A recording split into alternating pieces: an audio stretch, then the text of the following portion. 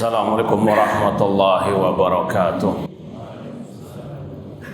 Innal hamdalillah nahmaduhu wa nasta'inuhu wa nastaghfiruh wa na'udzu billahi min syururi anfusina wa min sayyiati a'malina.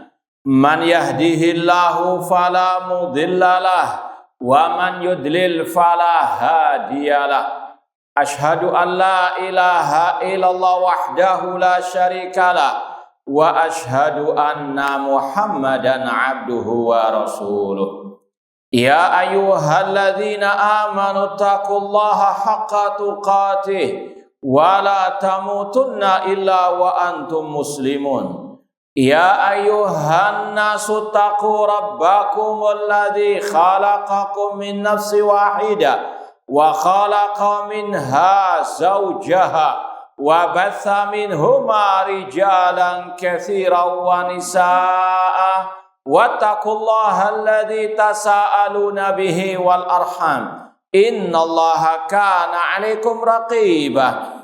Ya ayyuhalladzina amanu taqullaha wa qulu qawlan sadida yuslih lakum a'malakum wa yaghfir lakum dhunubakum wa may yuti'illaha wa rasulahu faqad faza fawzan 'azima. Amma ba'd, fa inna asaqal hadits kitabullah wa khairal hadi hadi Muhammadin sallallahu alaihi wasallam wa syarrul umuri muhdatsatuha wa kullu muhdatsatin bid'ah wa kullu bid'atin dhalalah wa kullu dhalalatin finnar. Ma'asal muslimin, ikhwani fillah wa akhwati, bapak-bapak, ibu-ibu, saudara-saudari rahimani wa rahmukumullah. Alhamdulillah, segala puji bagi Allah Subhanahu wa taala yang mempertemukan kita kembali dalam kajian tafsir juz amma oleh Fadilatul Syekh Al-Allamah Abdurrahman As-Sa'di rahimallahu taala.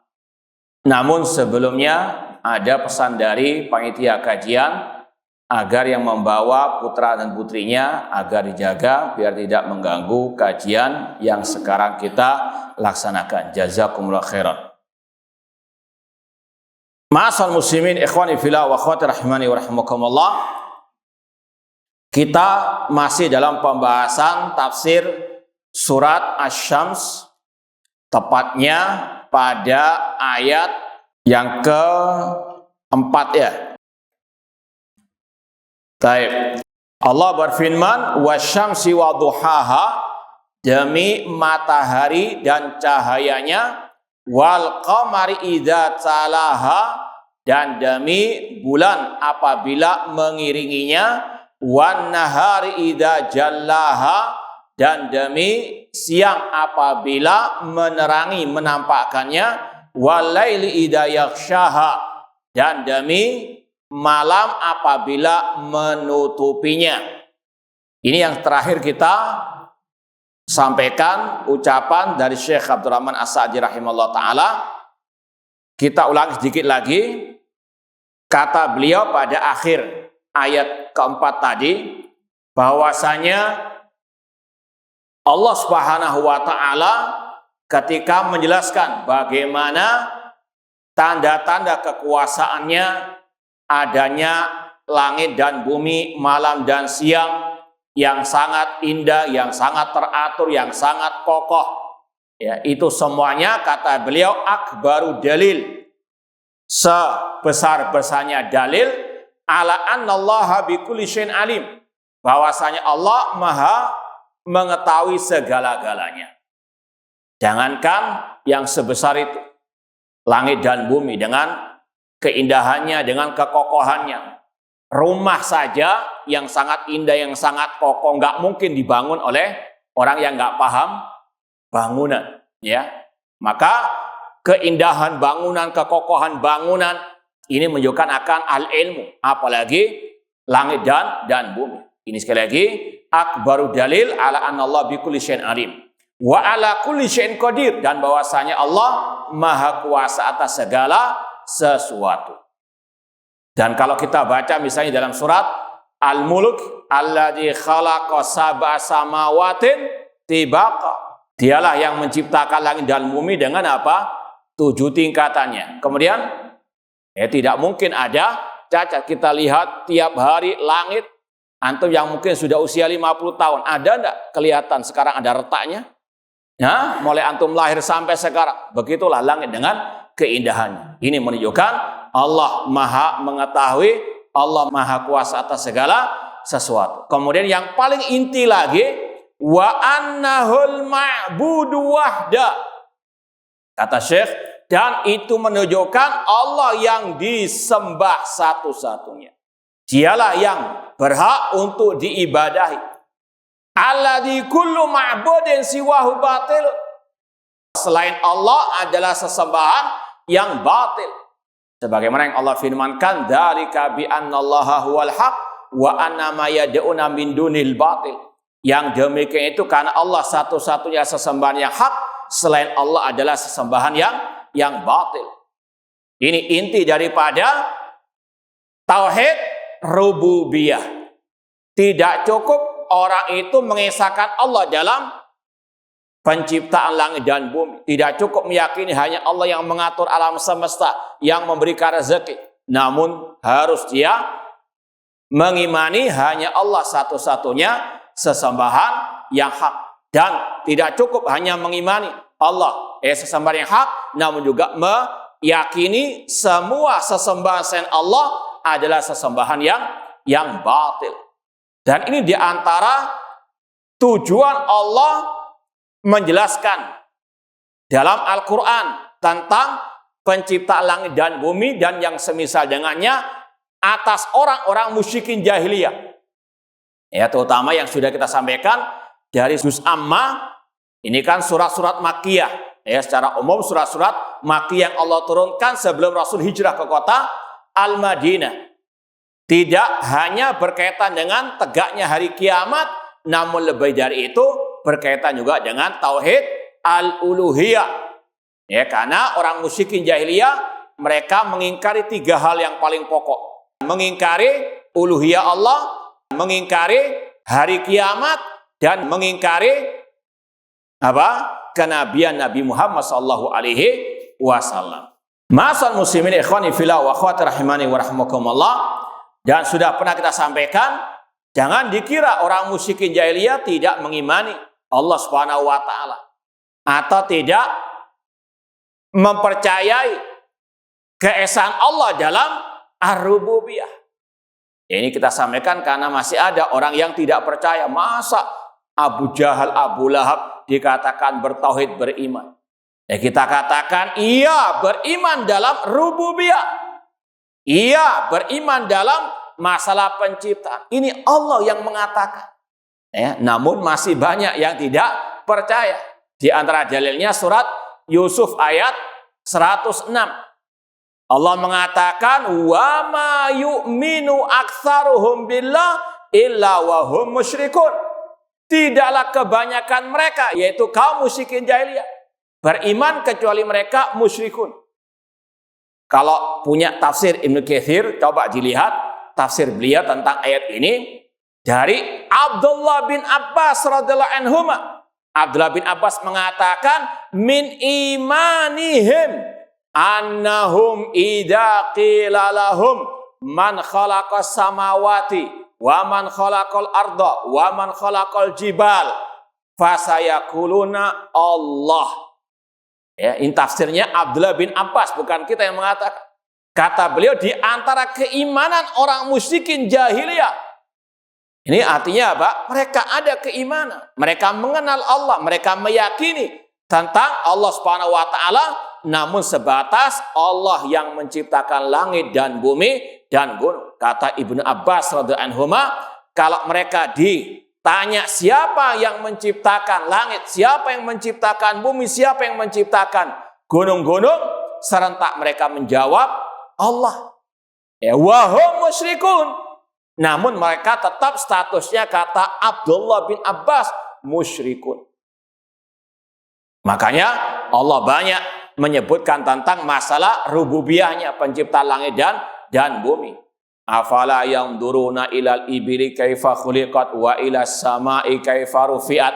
Ini di antara Tujuannya untuk menegakkan hujjah atas orang musyrikin. Kenapa kalian tidak mau mengesahkan Allah dalam ibadah, padahal kalian mempercayai Allah yang mengatur, yang menciptakan alam semesta ini. Bahkan juga dalam surat Yunus ayat kalau nggak salah 31, Allah mengatakan, Kul man yarzuqukum minas sama'i wal ardi amma yamliku sam'a wal abasar wa ma yukhrijul hayya minal mayyit wa yukhrijul mayyita minal hayy wa man yudabbirul amra fasayaquluna Allah. Katakan wahai Nabi Muhammad kepada kaum musyrikin jahiliyah, siapakah yang menurunkan rezeki dari langit maupun dari bumi? Siapakah yang menciptakan pendengaran dan penglihatan? Siapakah yang menghidupkan yang mati dari yang hidup dari yang mati? Dan siapa yang mengatur seluruh alam semesta ini? Serentak orang musyrikin menjawab, fasayaquluna Allah. Allah yang melakukan itu semuanya. Kata Ibnu Katsir juga, coba lihat dalam tafsir Ibnu Katsir, beliau mengatakan yahtaju ta'ala 'alal musyrikin biwahdaniyati rububiyatihi ala wahdaniyati uluhiyatihi. Allah menegakkan hujjah atas orang musyrikin ya dengan apa? Keesaannya dalam rububiyah. Artinya orang musyrikin sudah beriman, sudah mentauhidkan Allah dalam rububiyah. Tinggal selangkah lagi, yaitu apa? Mengesahkan Allah dalam uluhiyah. Tapi ketika mereka hanya berhenti pada tauhid rububiyah, sebagaimana kata Allah tadi, ya mereka masih statusnya musyrikun. Ya, makanya la ilaha illallah maknanya yang benar, la ma'buda bihaqqin illallah. Tidak ada sesembahan yang hak ya kecuali Allah. Kalau artinya hanya tidak ada Tuhan atau pencipta selain Allah, orang musyrikin jahiliyah sudah masuk Islam karena mereka meyakini tidak ada pencipta kecuali Allah Subhanahu wa taala. Itu pun sekali lagi tidak menjadikan mereka berubah statusnya menjadi muslimin, bahkan tetap wa ma yu'minu aktsarum billah illa wa hum musyrikun. Taib, kemudian yang berikutnya Allah berfirman ayat yang berikutnya, was-samaa'i wa ma banaha, demi langit wa ma banaha. Ini ada dua penafsiran, dan kalau antum baca tafsir Ibnu Katsir, beliau mengatakan ya ini tafsir para ulama salaf. Sudah kita sampaikan pada pertemuan yang lalu. Kita mempelajari tafsir Syekh Abdurrahman As-Sa'di, ini bukan karangan beliau. Beliau hanya meringkas dari tafsir para ulama as-salaf. Nanti tolong dibuka lagi kalau mungkin punya kitab tafsir Ibnu Katsir. Riwayat-riwayat yang dibawakan oleh Imam Ibnu Katsir itu diringkas oleh beliau. Contohnya di sini. Kata beliau, was-sama'i wa ma banaha, demi langit dan ya wa ma banaha yahtamil annama mausulah fayakunul iksam bisama wa baniha wa huwallahu ta'ala. Yang pertama, ini kalau mau dibahas secara bahasa Arabnya, wasama demi langit, wama ma di situ ma mausulah. Kalau mau diganti dengan kata-kata alladzi walladzi banaha, maka maknanya demi langit dan demi yang menciptakan, yang meninggikannya. Yaitu siapa? Allah Subhanahu wa ta'ala. Wa huwallahu ta'ala. Ya, ini kalau antum lihat tafsir Ibnu Katsir, kata beliau ini tafsirnya Mujahid. Sekali lagi, Syekh Abdurrahman As-Sa'di sekedar meringkas saja. Kalau mau dilihat dalam tafsir-tafsir yang disampaikan ulama salaf, ini tafsirnya Mujahid. Arti was-sama'i wa ma banaha, yaitu demi langit dan demi yang menciptakan atau yang meninggikannya, yaitu Allah Subhanahu wa ta'ala. Wa yahtamil annaha masdariyah. Ada pula penafsiran yang kedua dari ulama salaf juga yang bernama Qatadah. Ya, nanti antum lihat dalam tafsir Katsir, ini tafsirnya Qatadah dari kalangan tabi'in juga. Dari kalangan para murid sahabat Rasulullah sallallahu alaihi wasallam. Wama itu masdariyah, maknanya was-sama'i wa bunyaniha, demi langit dan demi bangunannya. Fayakunul iksam bisama wa bunyaniha, alladhi huwa ghayatu ma yuqaddar minal ihkam wal itqan wal ihsan. Yang mana sudah kita sampaikan tadi bagaimana langit dengan keindahannya yang sangat luar biasa. Wa ilas samai kaifa rufiat. Dan tidakkah mereka melihat, memperhatikan bagaimana langit itu ditinggikan oleh Allah Subhanahu wa taala. Meskipun langit di atas bumi, namun langit tidak membutuhkan bumi, ya. Masjid saja nggak terlalu tinggi atapnya, tapi butuh apa? Tiang-tiang. Sedangkan langit, ada nggak tiang langit yang menyangga langit? Tidak ada sama sekali. Ini menunjukkan bagaimana Allah ala kulli syai'in qadir. Allah Maha Kuasa atas segala sesuatu. Dan ini juga kembali kepada pembahasan Ar-Rahman 'alal arsy istawa. Allah itu istawa di atas arsy. Allah tinggi di atas arsy. Allah tinggi di atas arsy bukan berarti Allah butuh kepada arsy. Langit saja yang di atas bumi nggak butuh ya kepada apa yang di bawah. Demikian pula Allah Ar-Rahman 'alal arsy istawa. Wa nahwi hadza qauluhu wal ardi wa ma tahaha. Dan yang semisal dengan penafsiran tadi, yaitu ayat selanjutnya, wal ardi wa ma tahaha, demi bumi dan apa yang dibentangkan atau yang membentangkan. Ya, artinya di sini ada dua penafsiran juga sama dengan tadi. Wal ardi walladzi tahaha, wal ardi wa ma tahaha, itu artinya ai maddaha wa wasaha. Nanti kalau antum baca tafsir ulama-ulama salaf juga demikian, ada dua penafsiran, wal ardi wa ma tahaha ai maddaha wa wasaha. Tahaha artinya maddah, dan demi bumi dan apa yang dibentangkannya. Ini sudah kita sampaikan, bumi sebetulnya bentuknya apa? Bulat, ya. Namun karena besarnya seolah-olah apa? Berupa dataran yang dibentangkan. Padahal aslinya apa? Ya, bulat sebagaimana sudah kita pernah sampaikan. Fatamakkan al-khalqu hina idin minal intifa biha bijami aujul intifa.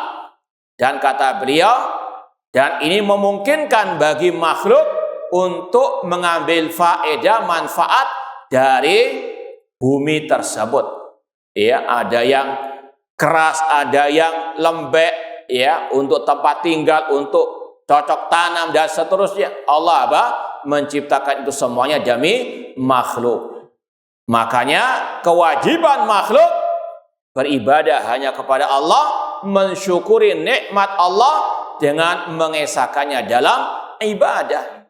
Ya, makanya Allah mencela, Allah mengancam kaum musyrikin dengan api neraka kekal selama-lamanya, karena mereka sudah tahu yang menciptakan ini semuanya adalah Allah, namun mereka menduakan Allah, menyekutukan Allah dalam al-ibadah. Na'udzubillahi min dzalik, ayusyrikuna ma la yakhluqu syai'an wa hum yukhlaqun. Apakah mereka menyekutukan Allah dengan yang tidak bisa menciptakan, sedangkan mereka diciptakan oleh Allah Subhanahu wa taala. Yang berhak diibadahi hanyalah Al-Khaliq, Al-Mudabbir, Al-Malik, yaitu Allah Subhanahu wa taala. Kemudian wa nafsi wa ma sawwaha, dan demi jiwa, wa ma sawwaha, dan apa yang disempurnakannya. Yahtamil annal murad wa nafsi sairil makhluqat al hayawaniyah kama yu'ayyidu hadza al umum. Ini ada beberapa penafsiran juga. Demi jiwa, jiwanya siapa? Kata Syekh, yang pertama ada yang berpendapat jiwa setiap makhluk, ya, diantaranya hewan-hewan dan yang semisal dengannya. Wa yahtamil annal iksama binafsil insan al mukallaf. Penafsiran yang kedua, demi jiwa, yaitu jiwa manusia yang Allah berikan beban kewajiban syariat. Bidalil mayati ba'dah. Dan ini wallahu alam, sebagian ulama merojehkan yang penafsiran kedua ini. Karena redaksi ayat setelahnya berkaitan dengan manusia yang dibebani tugas oleh Allah Subhanahu wa taala melaksanakan perintah, meninggalkan larangan.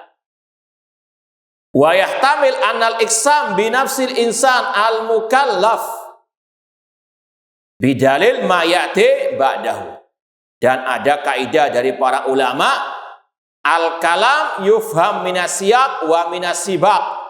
Ucapan itu dipahami lewat redaksi dan juga ayat-ayat sebelum ataupun juga setelahnya. Demikian pula di sini.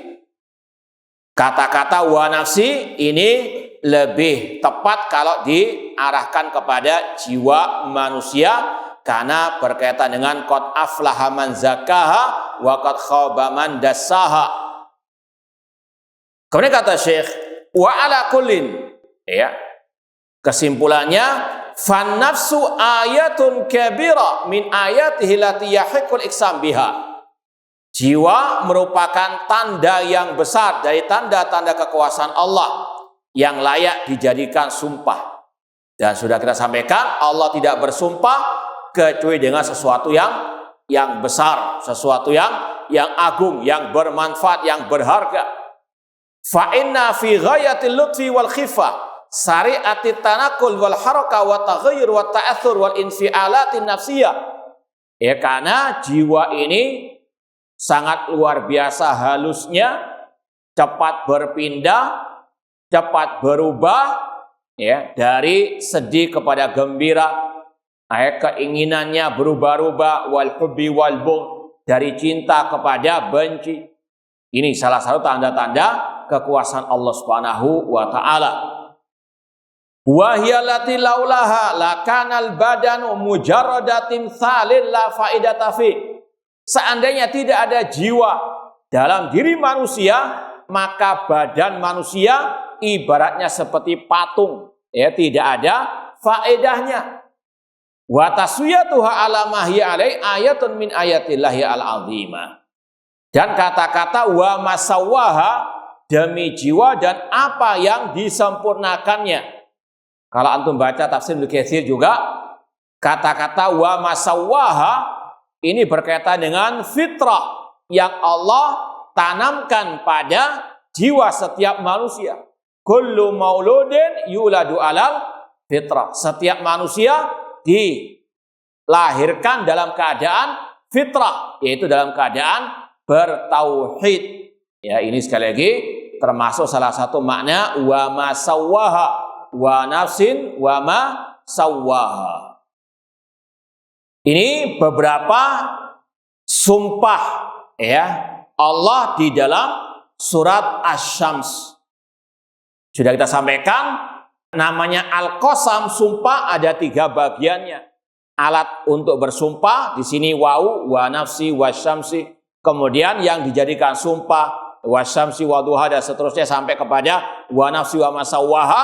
Kemudian yang ketiga apa? Inti dari sumpah tersebut. Apa inti dari sumpah tersebut? Ini ayat berikutnya, ayat ke-9. Qad aflaha man zakaha. Sungguh beruntung orang yang mensucikan jiwanya.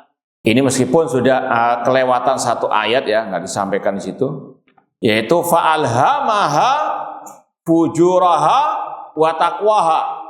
Ini nggak disampaikan oleh Syekh Abdurrahman Sa'di. Dan Allah memberikan petunjuk kepada jiwa akan kefajirannya dan ketakwaannya. Ini mirip dengan ayat yang sudah kita lewati dalam surat Al-Balad. Ayat apa itu namanya? Apa bunyinya? Wa hadainahun najdain, dan kami telah berikan kepada manusia 2 jalannya.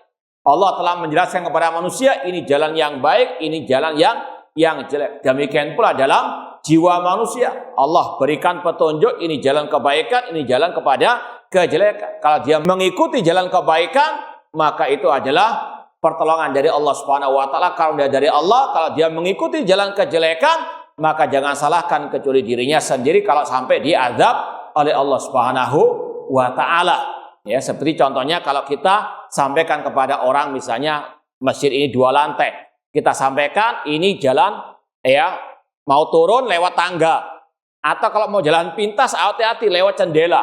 Ya, ketika orang itu lewat jendela jatuh, kakinya patah lompat, maka jangan salahkan diri kecuali dirinya sendiri. Ini juga Allah Subhanahu Wa Taala telah menunjukkan ini jalan tauhid, ini jalan kesyirikan. Ikuti yang baik, ikuti jalan sunnah, ikuti jalan at-ta'ah. Maka kalau dia menyimpang dari jalan-jalan tersebut, kemudian diadab oleh Allah, maka jangan salahkan kecuali dirinya sendiri. Karena Allah sudah menegakkan al-hujjah fa'alhamaha fujuraha wa taqwaha. Kemudian kata Syekh, firman Allah, qad aflaha man zakkaha, sungguh beruntung orang yang mensucikan jiwanya. Ay tahhara nafsahu minadz dzunub, sungguh beruntung orang yang mensucikan jiwanya dari segala bentuk dosa-dosa. Ini juga sudah kita lewati dalam pembahasan surat Al-A'la. Betul enggak? Nah, qad aflaha man tazakka. Coba lihat, sudah kita sampaikan enggak? Kiat-kiat mentazkiyatun nafs. Qad aflaha man tazakka wa dzakara asma rabbih fasalla. Ya. Apa yang ditulis waktu itu?